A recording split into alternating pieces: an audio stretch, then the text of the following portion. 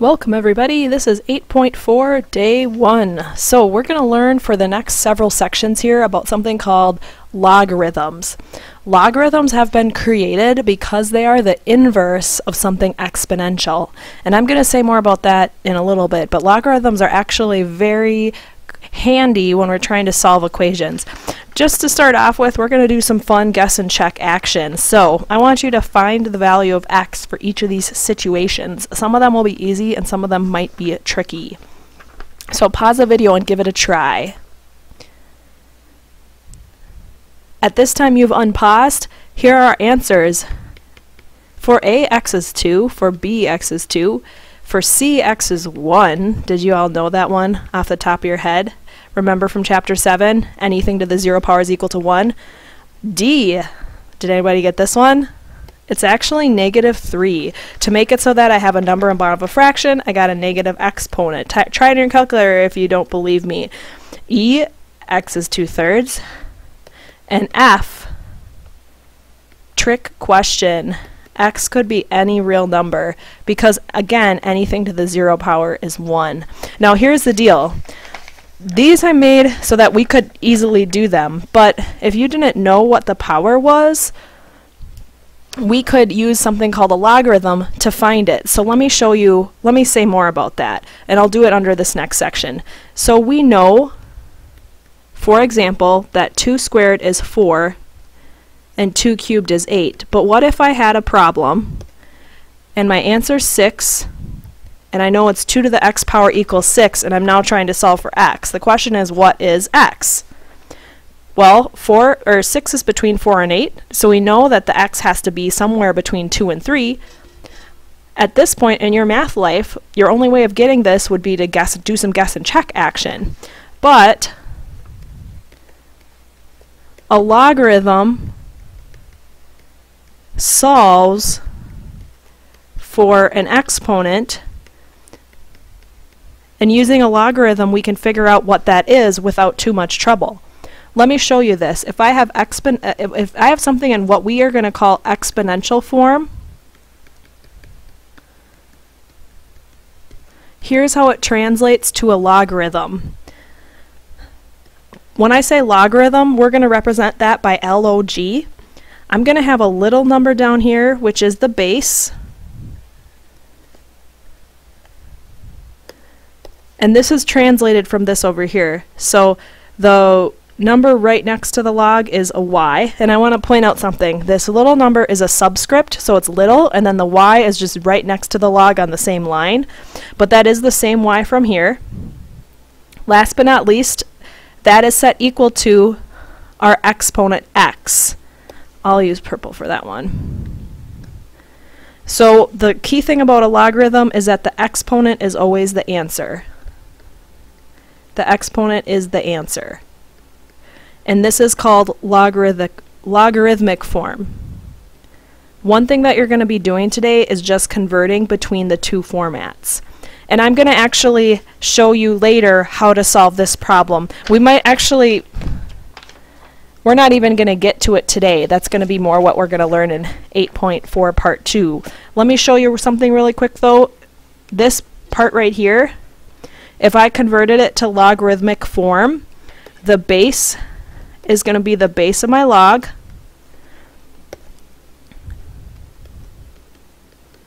So that's called the base, that little subscript number. The answer over here becomes that number there, and then the exponent from before is the answer. So the reason this is going to work out is that the x is by itself, and all of this is something that I'll be able to type into my calculator eventually. Let's first just try converting between log form and exponential form. To start off with, I've given you some logs, and we're going to try to convert formats. When I look at this, you need to know that this is pronounced log base 2 of 32 equals 5. So this number we say log base 2 of 32 equals 5. Alright, the base stays the base. The answer from before becomes the exponent. And then this number here is the answer on the other side. And if we converted it correctly, this should be a true statement. Is 2 to the 5th power really equal to 32? It should be. Next I have log base 5 of 1 equals 0. My base is 5. The answer from before is 0, so that's the exponent. And then this part over here is 1. Sometimes I show students that these two things kind of crisscross to help you remember that. And again, is this a true statement? Is 5 to the 0 power equal to 1? Check, it is. Go ahead and pause and try C and D. Here's the answers. It seems easy, but you can gain yourself some easy points just by being able to convert between the two formats. Now I want to talk to you about some special logarithm values. And specifically, there's a few special properties that, this is one of them actually. If I know that there's a 1 for my answer, these two are always going to be the same. Let me say more. They're special values, and I also call these formulas sometimes. Here's the first one. If I have log base b, b could be any number, b could be any number, and then it's of 1. So this part here has to be a 1. That's always going to be equal to 0.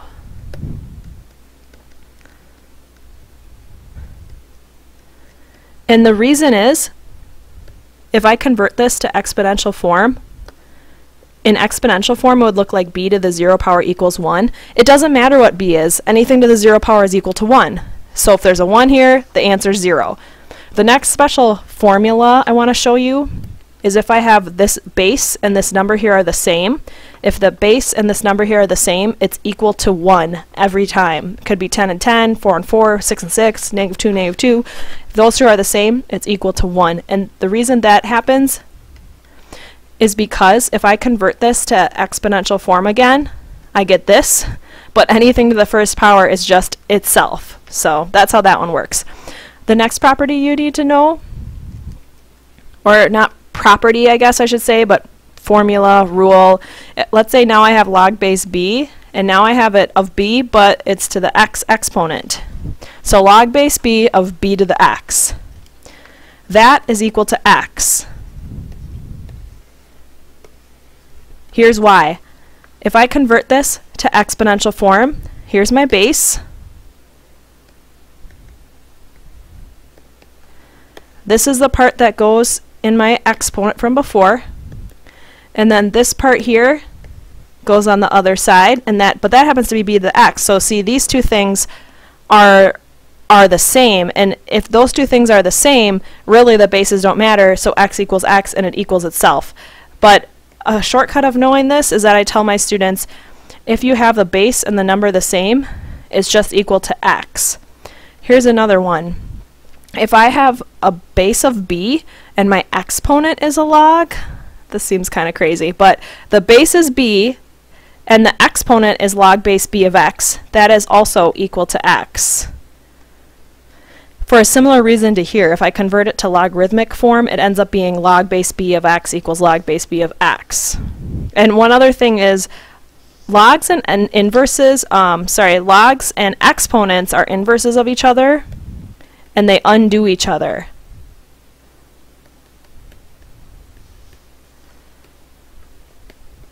Last but not least, I want to teach you about something called the common logarithm.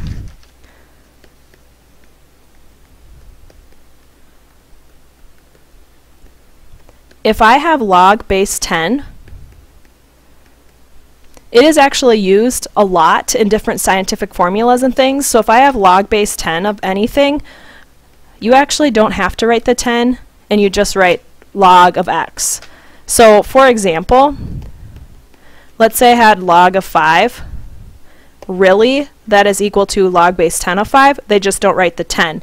It's kind of like how, remember in chapter 7 we learned a square root is really a 2 root. They just don't write the 2 because the square root's so commonly used. It's like that. So that's called a common log. Oh, I didn't realize that I remade my notes sheet and we could have put that right under there. Sorry if that just messed you guys up. Let's scroll down and use these properties. And now we're going to use the special formulas. So for each one of these, it's not going to be super fast at first. So every time look back to your formulas and try to figure out which one it matches with. So now I'm trying to solve for x. First I have log base 4 of 1 equals to x. Look back at your formulas, figure out which one this looks like. It looks like the first one I taught you, so the answer is 0. Alternatively, if you don't just know the formulas off the top of your head, we could convert this to exponential form. And in exponential form, 4 is the base. That becomes the new exponent, and that number goes over there. So I'm looking for what power of 4 gives us a 1. The only way you can get 1 for your answer is if it's 0. So x is equal to 0. All right, let's keep going. And now at this point, I'm going to try to do a lot of these just with properties and not with logs. Part B. Log base 80 of 1 equals x. Wow, this is just like part A. If I have a 1 here, anytime you got a 1 there, it's equal to 0. Because remember, the answer is an exponent. So anything to the 0 power is always equal to 1. So anything to the 0 power is always equal to 1. You know what, I wrote that wrong. There. Okay. Part C. Use a second property I taught you. So I've got log base 4 of 4 is equal to x. The answer is 1. Again, if you converted it to exponential form, it would look like this. So 4 to the first power equals 4. Now pause the video quick. Are you understanding how to convert between exponential form and logarithmic form? And I keep saying that over and over again. So if you're not really quite sure, scroll back up quick and look this over. This is what I'm doing every time. I'm just converting between the formats. So look that over right now if you're not understanding. Moving right along though, we're going to look at part D. And I wanted you to get the hang of it, so a lot of these properties I just repeated. So D, x is also 1. Let's look at E. All right, here's my first time I'm using my property of logs. So remember how I said a common logarithm is where there's no base? See how this doesn't have a base right here? If it doesn't have a base, it really means it's base 10. And the reason I care is because now I can use this property I showed you, which means they're basically inverses, which we're going to say more about tomorrow, but basically those cancel each other, and so here those cancel each other. It's just 2 for my answer. All right, part F. This one requires some thought. Right away, none of these are matching up with any of my properties. Look it over quick, see if you agree with me. We can actually rewrite 9 though. So I can rewrite 9 so that it's 3 squared. And I'm going to just move this around a little bit because those are multiplied together, so I can multiply them together.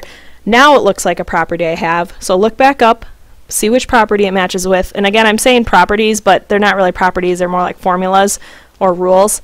That whole thing is just equal to whatever the exponent is then, which is 2x.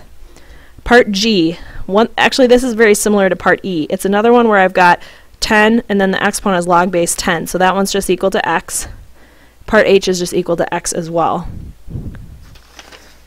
All right, that's it for side 1. We're going to do side 2 with video 2. So go ahead and pause, and we'll catch you in a few minutes. Here we are at 8.4, part 2. Yay! All right, let's continue working with the special log properties we had on the other page. So as we do I, J, K, and L, feel free to flip to the front and look at the properties or the formulas whenever you need to. We're going to have to think on some of these for this page here. So first I want to say, if these are matching up, I mean, if you look at your formulas immediately, nothing really looks like it's going to match up. So here's where some of our math knowledge comes in. 125 is actually 5 cubed. It's actually 5 cubed. So what that means is I can use one of my properties, and really then it's log base 5 of 5. These are together. Okay, and then the log base 5 of 5 cancels, and my answer is just 3x. Part J. This is another one where if it's a common logarithm, really it has a base 10, remember. And the 10 and the log base 10 cancel, and that one's just equal to 5x then. I want to tell you as well that some of these properties are going to make more sense when we do section 8.5 and 8.6, because we're actually going to use these to solve some problems, and it will make more sense then. So you might be able to come up with the right answer right now, but you might not really understand what you're doing yet. That's okay. It'll become more clear to you as this chapter kind of goes on. Look at K, and remember common logarithm. If it doesn't have a 10, it's really base 10. Again, this is not matching really, so let's think in our minds, 10,000, that's 10 to what power would be the question, and it is actually 10 to the 4th power. That x was there from before, so again, log base 10 and 10 kind of cancel, and just 4x is my problem. And L is a simple one. The 5 and the log base 5 cancel, and just x is the answer. What we're going to do next is we're going to take the conversions from exponential form to logarithmic form, and we're going to use that to guess and check and find some answers. And this always confuses students because it'll just say evaluate, and then it'll give you something like log base 3 of 81. Here's what I would recommend. Always set it equal to x. Always set it equal to x, then convert to exponential form, then guess and check. So set it equal to x, convert to exponential form, guess and check. I set it equal to x, so let's convert it. My base stays 3. Those two switch places. And now I'm trying to figure out what power of 3 gives me 81, and here's where we're going to guess and check. So guess and check a little bit if needed. I tried 2. Well, we know that one's not going to work. That one's 9. 3, nope. 4, yeah. So the answer is 4. Let's keep going. Set it equal to x. Convert the format.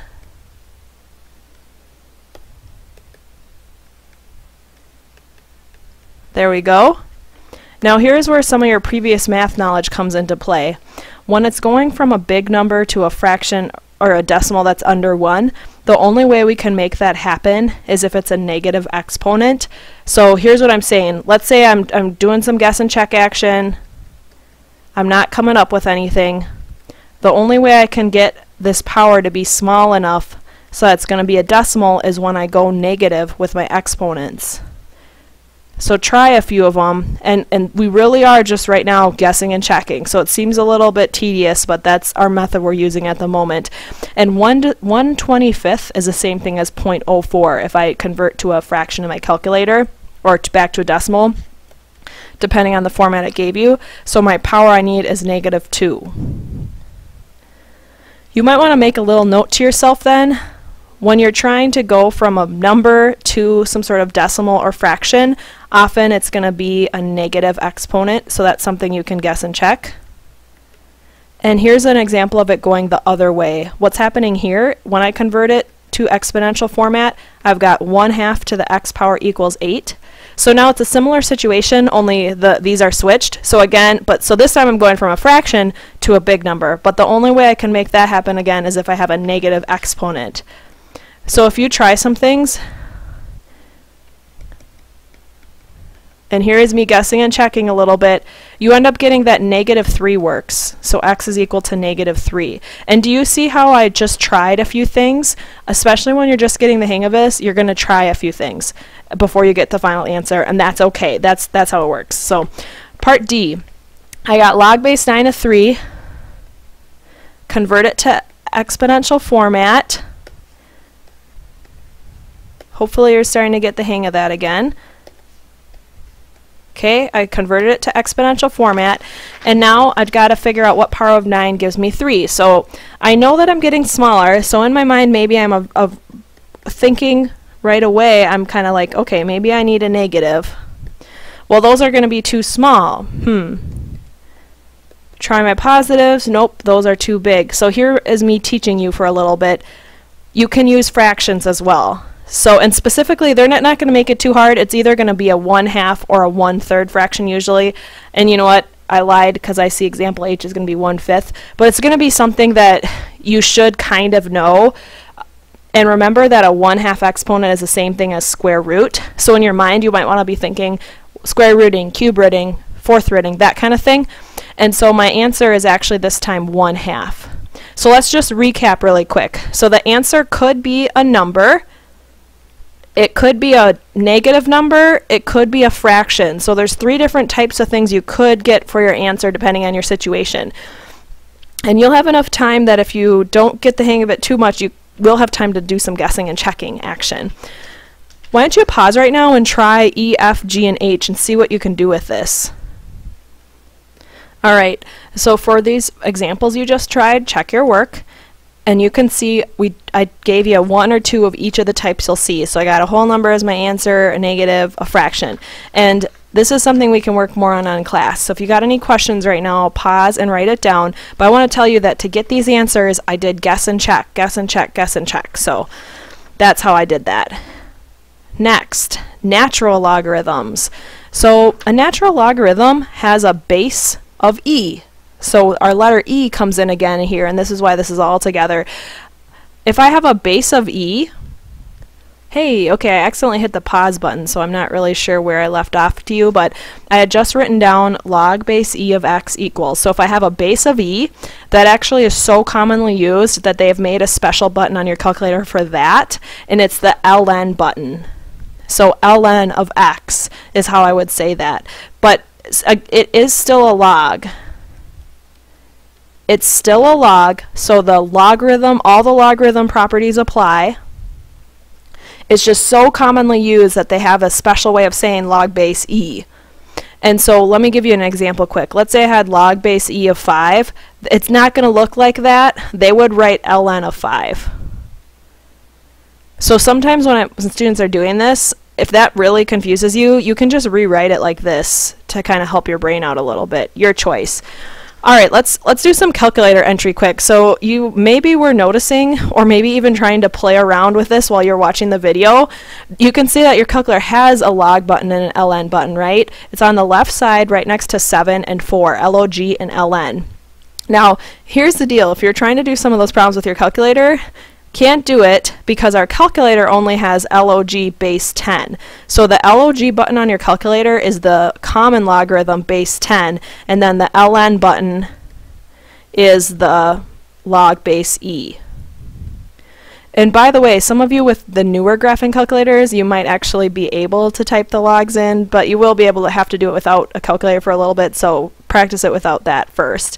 All right, this next step is just straight up calculator entry. So pause, try them, write them down, and then we'll check. All right, how'd you do? And if you didn't get those correct, you better ask me during class, because you can't ask me right now, obviously, but during class I can help you with the calculator entry if you did not get those correct. So logarithms are actually used in a lot of formulas in science class in particular, but here we have something, I've got the slope S of a beach.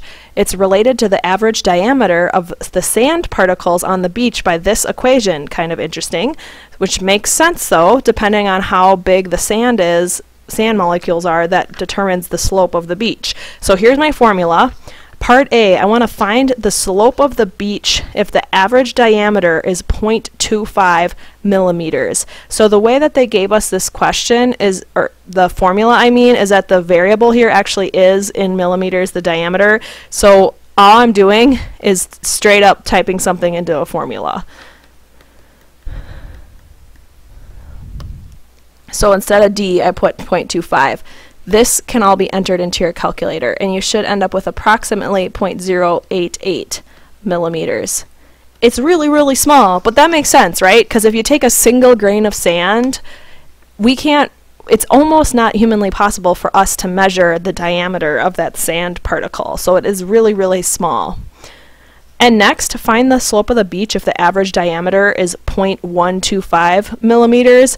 You know what? Same type of problem, just a different number for the D. So I'm going to again just type in 0.125 into my formula, as long as I can write it down correctly here. Type it into my calculator actually, and then I end up with approximately 0.0524 millimeters. Thanks for listening. We'll see you in class tomorrow. Hope you're having a great night. Bye.